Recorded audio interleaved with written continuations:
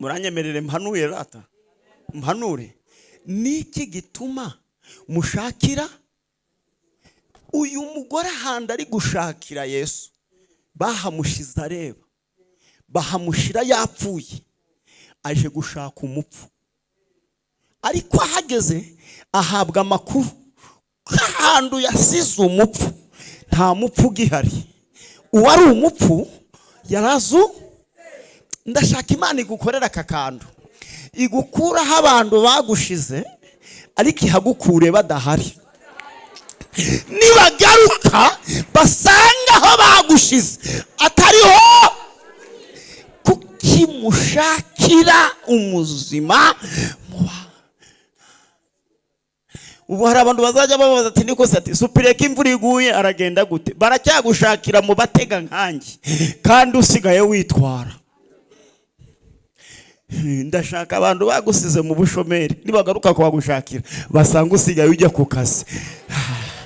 Imana ihabwa icyubahiro. Ngo akivugana nabo ngo yumva inyuma ijwi rivugana navuga ngo mugore uri gushaka iki? Ngo arakebuka ngo yitegereje ngo abone umugabo ngo yibwira ko ari umurinzi w'agashyamba. Aramubwira ngo bakuye umwami wanjye mu gituro sinzi aho bamushize. Ngo none mbwira niba ari weho umutwaye ngo umbwira aho umushize ngo nanjye ngende mugaruri. Iri jambo uyu mugore arivuze ryakoze ku mutima wa Yesu. Kubera iki? Yesu yapfuye afite imyaka 33. None umugore arashaka kujya guterura umurambo umaze iminsi 3 w'umusore ngo awikorere wenyine. Kandi mu mahame y'isi nta muntu muzima uremera, haremera umurambo. Niwumva watangiye gukomera wabaye icyamamare waremereye, menya kuri gupfa. Uri umurambo urimo urapfa, bundi umuntu muzima aroroha. None uyu mugore ngarashaka kwikorera Yesu ngo yumva umuntu ufite urukundo rungana icy'umukunda bene ako kageni ngo kwifata biramunanira, ngo ahita ahindukira aravuga ngo Mariya. Akivuga ngo Mariya, Mariya yumvishwe aravuga ngo irijwi ndarizi. Yesu yaravuze ngo intama zanjye ziranze nanjye ndazizi, zumvijwe ijyanjye ngo zikaza hondi, ngo ndizakumva amajwi y'abantu ngo kuko zitabaza.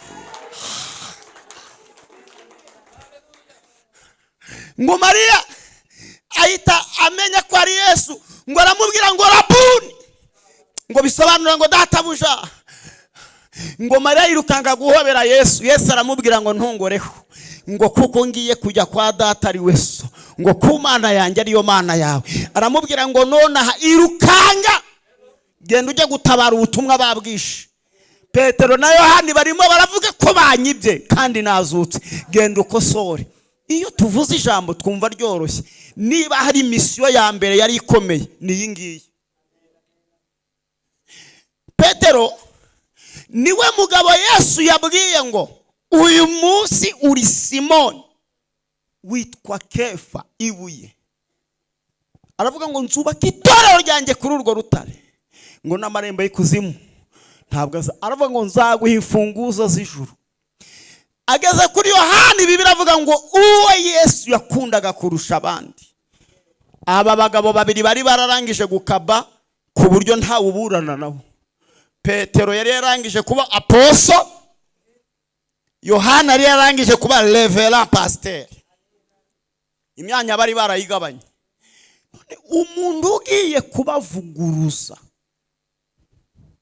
n'indaya Yesu yirukanye mw'abadayimoni ejo bundi igiye guhagarara imbere ya poso, imubwire ngo aposo ibintu uri kuvuga sibyo, iyi misiyo mwe muragira ngo iroroshye.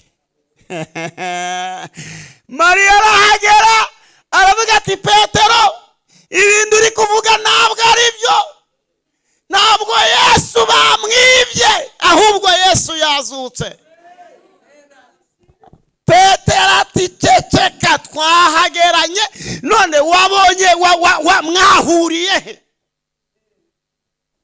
Mariya aramubwira ngo hahandi mwansize mukagenda niho namuboneye